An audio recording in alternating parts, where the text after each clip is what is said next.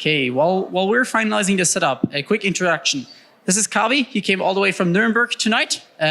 He's the co-founder of Whammychat, as you can see here, and he's going to talk about the other opportunity that you might have besides applying for a job, which is just creating your own company. So yeah, here's the process of how Whammychat came to exist. Give it up for Kavi, please.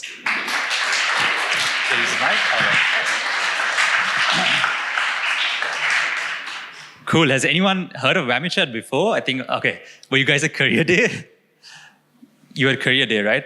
Probably. Cool, okay. Awesome. So this is how the Whammychat story started. So I came to Germany at, I think it was mid-2016, July. Yes? Yeah, correct slide. Yeah. So I came to Germany mid-2016. And as I came, I went to watch this movie, Batman vs Superman. And how many of you have watched this movie, by the way? Okay, all of you, that's good. So there's this ending scene where Superman and Doomsday start fighting each other, right? And this scene was, oh man, the CGI on this scene was so amazing. But if you watch the movie, you know that it was super boring. Is the mic on still? Or did I switch off the mic? Oh, okay, cool. So you would know that this scene was super cool, but the movie was okay, right?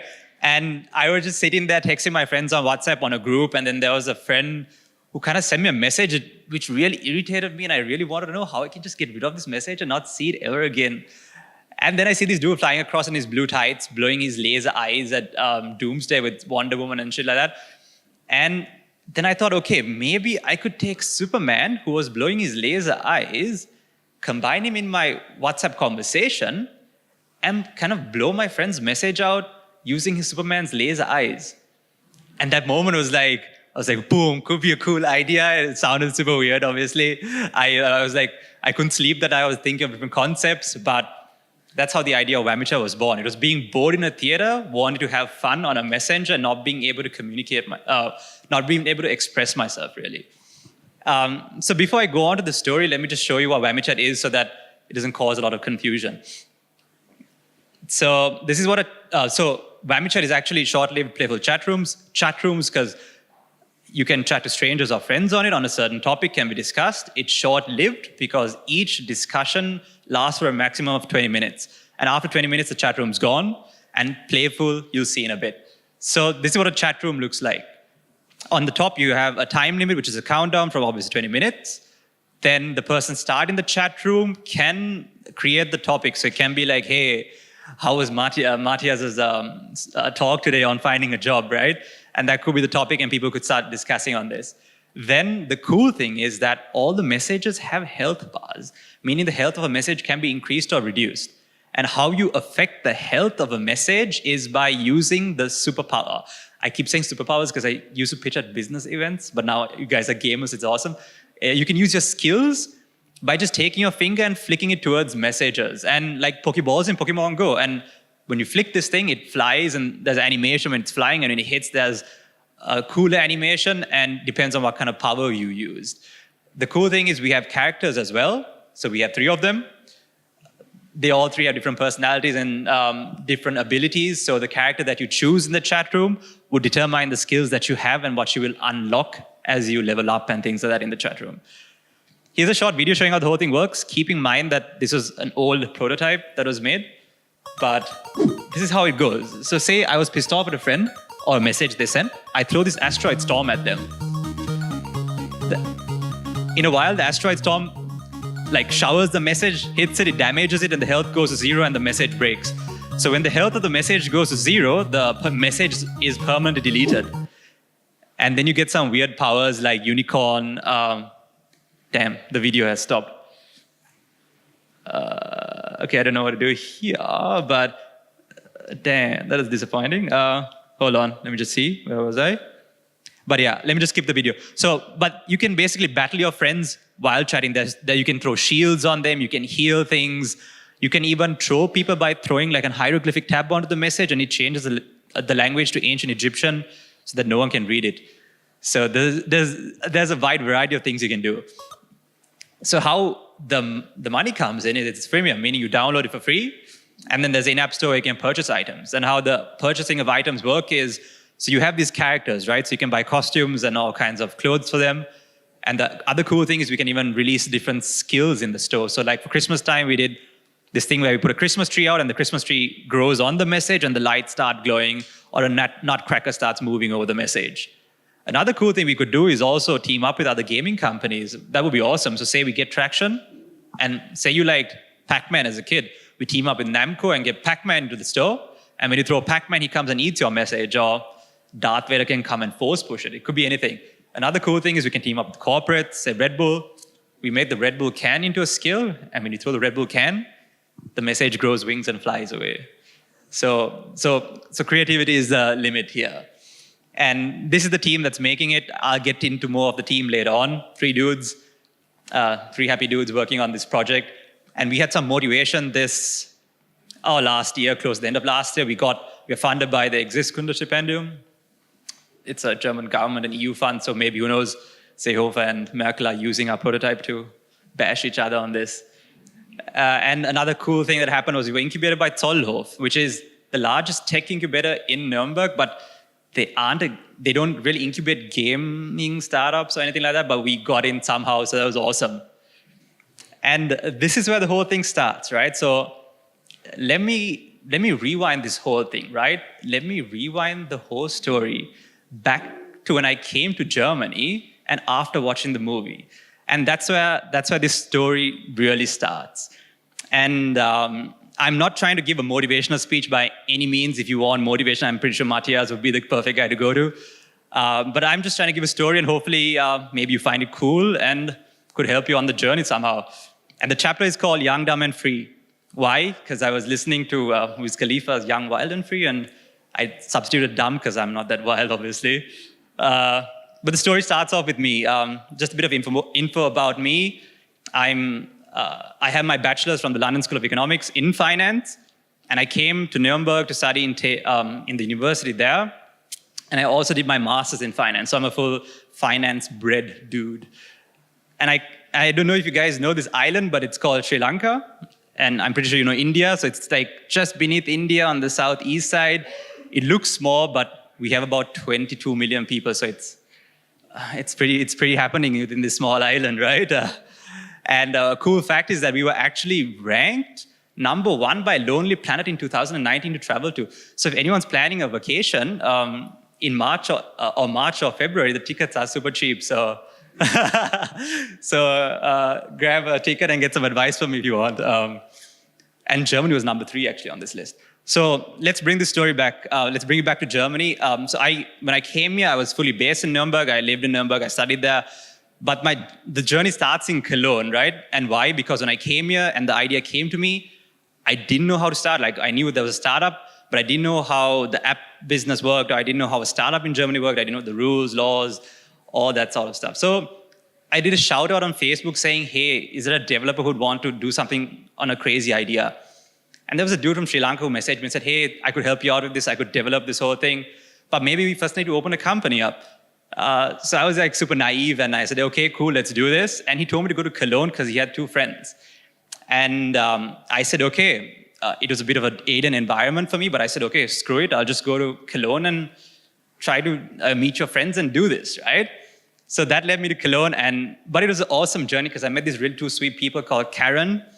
And the guy's name, I can't remember. I keep forgetting it, but it's basically Karen's fiance. She's German. He's from Pakistan. Super sweet couple. Problem is, I went there without a pitch deck. I had drawn some UI for Whammychat on a piece of tissue.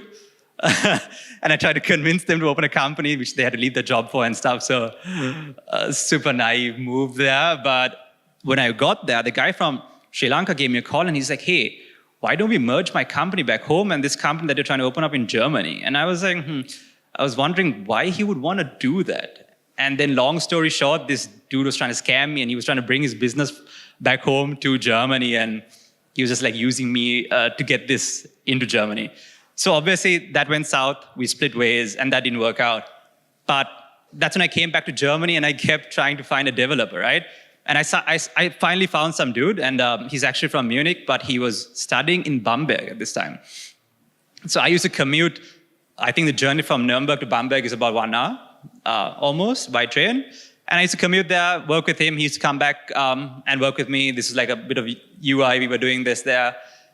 And he used to come back to like where I was living and we used to work. But the problem is on this dude, I don't want to mention his name, I was almost about to, but he got a job in an Israeli startup. So he left to Israel at this point.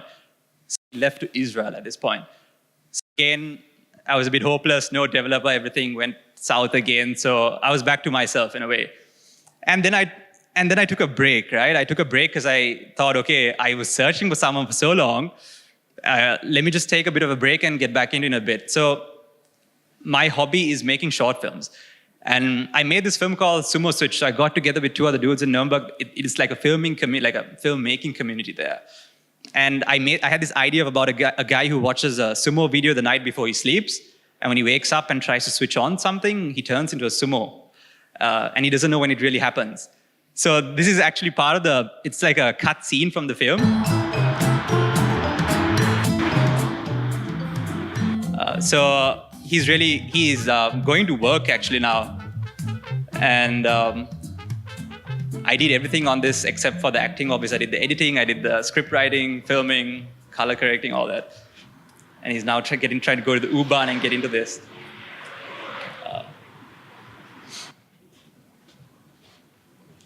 And there's a reason I'm showing this. So now what happens is he clicks a button and he turns into a sumo in this, right? So you can see the reflection. He's in a sumo costume. We found that on eBay, so it looks super cheap.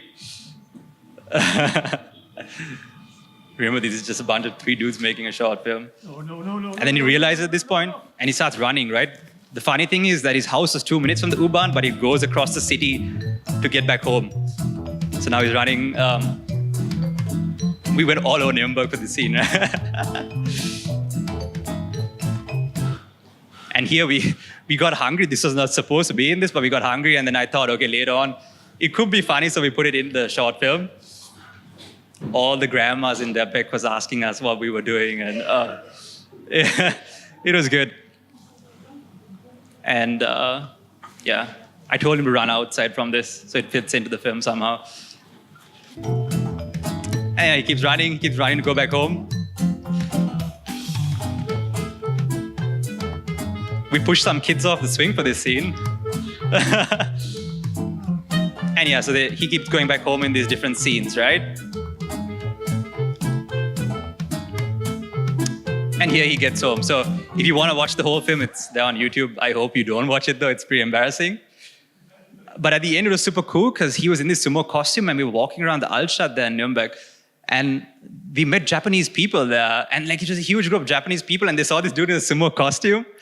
And I swear to you, there were 20 people. All 20 people took a photo with him. So we had to wait like half an hour till every person took a photo with the guy in the sumo costume. But it was super cool. They were really nice, super sweet, super welcoming. But the Power Ranger costume is a different story. So if you watch the rest of the film, you'll know why. But the story brings us to this guy on your far left, right? He's the guy who was helping and gave his room to make this whole film. And then I didn't know him personally, so I started chatting with him afterwards, after making the whole film. We went for like a drink or whatever. And he told me he was a developer. And then it was like, ping, like a big flashlight went in my head. Okay, finally another developer right in front of me, right? This was my opportunity, either grab him and run away or try to act cool. So I acted cool at this point. And I told him, hey, I have a crazy idea. Do you want to hear about it? So I called into my university and I pitched it to him. And the thing is, he found it, he's a pretty senior dude. He's like, I think 40 years old this year. And I called him to university and I pitched the idea to him. And he was like, oh, cool. I think this idea is super cool. It's not been done before. So I'll hop on your bandwagon and let's do this, right? So it was super cool. We both got together and then it became a team of 2, both of us. A cool fact about, his full name is Federico Jr. II Lunario, but we call him Cholo. No idea why, Cholo, right? That's what he calls himself. And the cool thing about Cholo is he's from the Philippines. And like I said, he's senior, so he's worked in Japan, he's worked in Singapore, he has quite a lot of experience. Which brings us to chapter 2. Developer, now what? And I wanted developer all this time, but now I got a super senior guy. I didn't know the expectations in a way, how it would work. There were like a lot of gray zones or gray areas which I didn't know about. the smallest things. Like I didn't know how the code things worked. But then and I told this guy that I would do the UI and the design because he doesn't know anything about design. So I know what looked good, but I didn't know how to make the UI. So what I did was I went on YouTube and I learned how to make Photoshop and Illustrator. And I did the initial UI for Whammychat. It doesn't look great, obviously, but it did work. It did work for the prototypes. I did the UI after learning all this. And then I realized, okay, my design is not that great. So we needed probably a designer in the team who would do the UI. And for this, we needed to at least pull in some money for a freelance somehow. And I had no money at that point, right? So I only had this money that I was living off month to month, but I had no extra money to give for a project like this. And then there was this Mexican restaurant, which I used to go eat burritos from all the time. So I think I was like one of the best customers at this black card also. So I was like, okay, I buy so much burritos from them. I might as well work there, get free burritos, and also get money from them for eating the burritos and at least working there for some bit. So I was working the taker there in the front, making all the quesadillas, burritos, talking to customers. It was super fun. Earned a bit of money, and I put this back into Whammychat. Then after that, I realized, okay, we don't have enough money for all the design. So we now really need a designer in the team. I went back to Teha and I pitched the idea to a design professor. And the design professor, I think he was more sympathetic towards me, but he also liked the idea. And he told me, okay, I'll shoot your email to a few students I know, and I'll put it on a forum like on Teha. And cool thing was there's a guy who got back to us. His name was Andre. And Andre said, okay, I think this project is cool. I'll join you guys. So I met up with Andre the next day. We discussed things, and then we became a team of 3, obviously. And so us 3 are the co-founders here. And it was super cool. And when Andre has a really interesting story behind him, he's originally from the Ukraine. He grew up in the Ukraine till he was 9 years old, and then he moved to Germany. So he's pretty much German. And this brings us to chapter 2. I call it FML. I know all of you all know what it means, but I call it this because now I had the developer, I had the designer, and before I didn't even know how to manage a team of 2, now it's a team of 3. So I was like, damn, like, how does the design work? Do I first make the design, does the designer upload it on Google Drive, and then does the programmer look at it? Like small, really minute issues like this. And again, a lot of gray zones, so it was like stress building up to this point. And then we realized, okay, you saw those super asteroids falling down on the messages and hitting them? Those all animations, right? And we needed an animator in the team because we thought it was super important. So I somehow got connected to Professor Dominic Mead in the Media Design Hochschule. Are you guys from Media Design Hochschule? Okay. And do you all study under him by any chance? Do you all study under him, or have you all? Oh, okay. So he actually gave me a lecture, or not lecture, but he allowed me to come speak at his lecture as a guest. I didn't know what I was going to speak on, but I just presented the idea and the kids thought it was cool. And then afterwards, there was a girl who got back to me and said, hey, I would like to join a team as animator. And she wrote me a huge essay and she really liked it. Again, I'm not going to disclose names. Now I can't. But we worked for about 6 months, and eventually our expectations of working ethic didn't match. So that kind of faded away and we split ways again. So then again, it brought us back to a team of 3, the 3 jolly dudes trying to make this whole thing work. At this point, I realized, okay, now we don't have the animator, it's cool, probably we can freelance the work. Let's see how that goes. But then we were getting closer, okay, we were thinking, okay, when we need to release, we need to broaden our network somehow.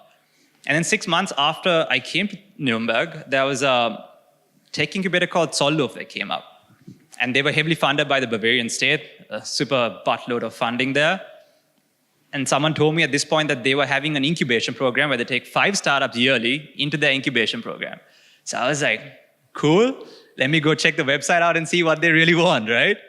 And I checked the website, and there was absolutely nothing on gaming, nothing on communication, and there were things like urban mobility and artificial intelligence. I was like, okay, how does blowing up messages really fit into any of the categories? And that really got me stuck. So I didn't know if I should apply, but then again, I was like, okay, screw it, I'll just apply to and see what would happen. And I really pitched the communication side to them. And I said, probably in the future, we might even give our API out to other messengers, who knows? Then I got an email a week later saying, okay, we got through to the first rounds, and then there was another round and we got through to the final round where we had to pitch in front of the jury and the investors of Zollhof. And keep in mind, Zollhof the investors are Siemens and Energie, so these are all the corporate executives and top dudes from there coming to listen to us, right? So I went for the pitch with Andre, and I started introducing myself to the other startups, and I found out what they were doing. There was a startup doing robotics in an airport. There was a startup doing artificial intelligence for communication, and then I'm introducing myself, hey, yeah, we're doing a communication with gaming in it.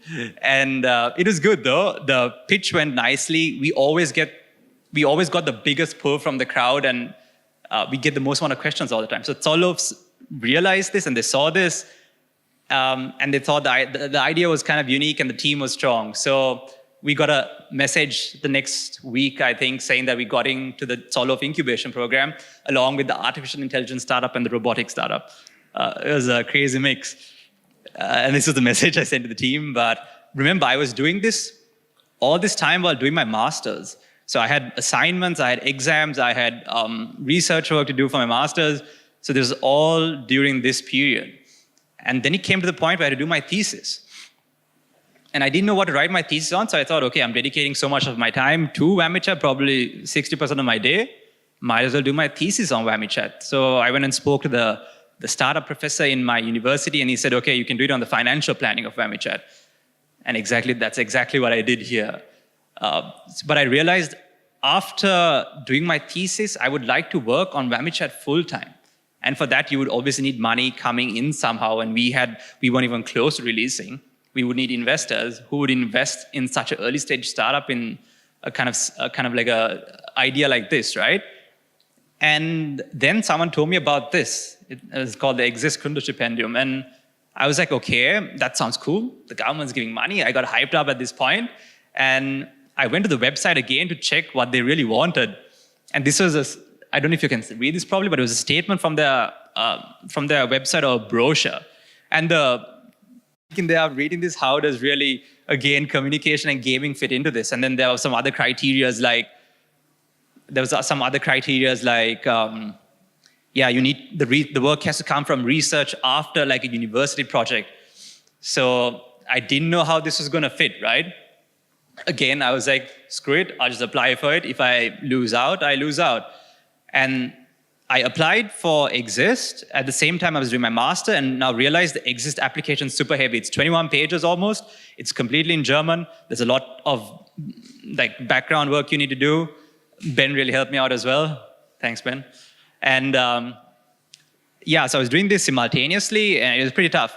And then I applied for Exist, and I also submitted my master thesis at the same time. And when you apply for Exist, they take about 3 months to get back to you. I think a maximum of 3 months. And at this point, I realized, okay, we were having our website on a website builder, and I didn't really like it the way it was currently. So then I thought, okay, fine, I have this 3 months. I told my parents, okay, no, hold back. I think we might get this. If not, I'll apply for a job completely, that's for sure. And I started learning HTML, CSS, and JavaScript online. So I learned all these online. And I coded the website for Whammychat and designed it and did all that. So it's super interesting. This is the part I was getting into coding. And then after designing the website, we realized we needed an Android version of Whammychat. But we didn't have an Android developer. We couldn't afford one at that point. So what I did was I took an online course for Android development on Java, and I started learning how to do this. So I learned Android development at this point. And I got pretty far with the version, but then we realized that we couldn't really match the quality because the guy who was making the iOS was much more skilled than me. And that's when we decided to go cross-platform with the whole thing. And remember, there was a lot of pressure building up at this point. My parents were pushing me to get a job. I had to extend my residential permit to stay in Germany to work on Whammychat still. That was also there. My master's results were also coming in, so I was nervous what would happen there. And yeah, it's just like a bubble of pressure that built up at this point. And then it came to Tag der Deutschen Einheit, like this one day before this. It was 2.5 months since we applied for Exist. And usually all the startups that we spoke to got it in a month or a month and a half. And we hadn't got a response yet, so I thought, okay, maybe they might reject us soon.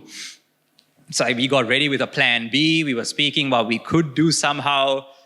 And yeah, just fully getting ready for war kind of at this point. And then the day before, I was in the university working on the Android version. I came back, and I just was about to get on my bed.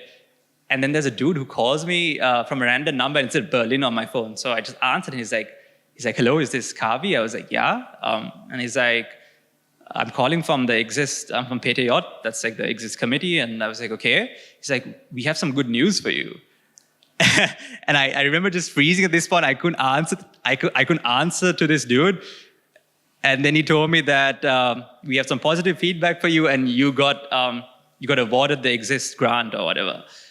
And yeah, so all this pressure that built up at this point, it kind of like, I think, blew up in a bubble.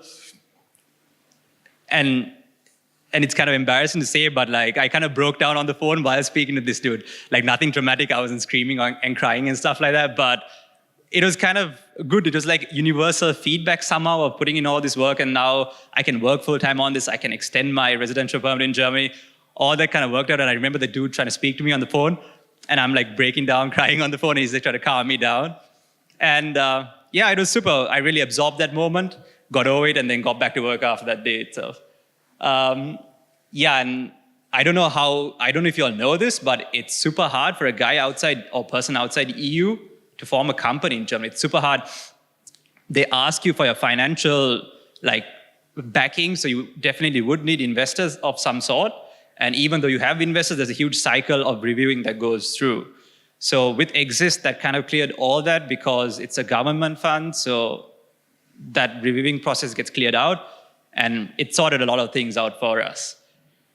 And that brings us to the team today. This is an old cheesy photo of us, but yeah, now it's a game back to 3 of us, and now we're getting close to the beta version, which we're trying to do hopefully next month and then release the month after that. And it was a long journey, but now it's good because it kind of bonded the 3 of us and we're working really hard to get this out. And that brings us again onto our primary goal, which is trying to bring these chat rooms to the mainstream with the gaming component. And like I said, I'm not trying to give a motivational story by any sort. If you want motivation for success, ask someone who's successful. But I thought maybe it'd be a cool moral of the story. Screw it, just do it, because that's what I did. I had absolutely no idea what I was doing, programming or designing or whatever, but I just went through with it and hope to learn afterwards. And yeah, so hopefully, I don't know, maybe someone here who's trying to start a company or someone who's trying to do something would have got inspired by the story, and that would have been more than enough for me. And that brings us to the end of the story, and I hope you enjoyed the story. Thank you.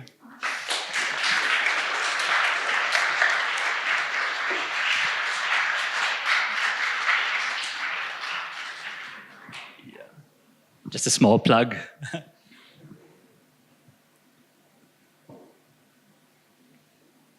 Do you want to use this mic? Perfect. Any questions? Yeah. Thanks for your talk. Actually, 2 questions.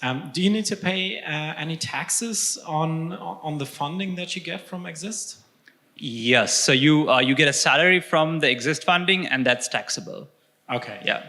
And the second thing, even more important one, is how's it with team members? Do they have to be fixed at the beginning when you apply already, or is there some wiggle room to get more team members afterwards, or can you apply as a single person and then, I don't know, get your team members afterwards or something like that? A super question. By the way, if anyone wants to ask anything about Exist, do ask me, because we've been through it a bit. But yeah, to get back to your question, so do not apply with one person because your funding gets cut down to 15,000 euros, whereas if you're a team, which they consider a person more than one, so if it's 2, they give you 30,000 for your project. And then, but that's excluding your salary. So you get a separate salary for this. So don't apply with 1, apply with 2 at least, so you get the salary, but then you have, so the maximum people that can apply for Exist is 3.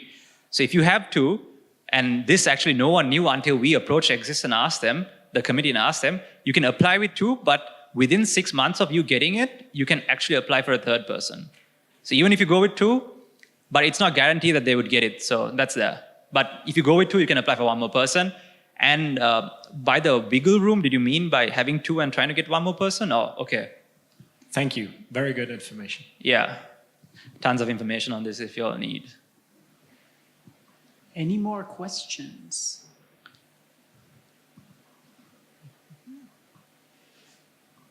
Doesn't seem like it. Yeah, if you have any more questions after the talk, come up to Kavi or Matthias and definitely ask them. Thank you very much, Kavi. Yeah, thank you.